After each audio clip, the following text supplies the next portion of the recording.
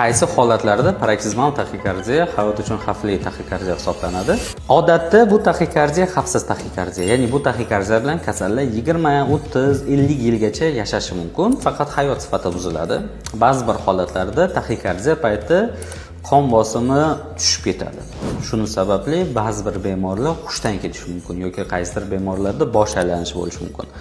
Taxikardiya payti xuddi mana shu shikoyatlar uchrashsa, bu taxikardiya xavfli taxikardiya turiga kiradi va bu taxikardiyani davolashni agressiv metodlardan foydalanish kerak deb biz bemorlarga uqtiramiz. Agarda yurak tez urib, davleniya tushadigan bo'lsa, bu taxikardiyani tezroq operatsiya qilish kerak.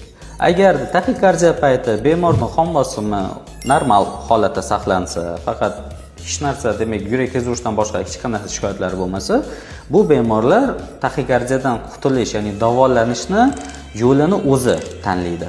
Agar taxikardiya joniga tekkan bo'lsa, operatsiya qildiradi. Agar yo'q, hali bu taxikardiyani operatsiya qildirmayman deb yursa, dori ichib yuradi. Shuning uchun xavfli holatlarda bemorga biz imkoniyat bermaymiz. Ya'ni bitta variant taklif qilamiz. Xavfsiz holatda tanlov ixtiyori bemorning o'zida bo'ladi.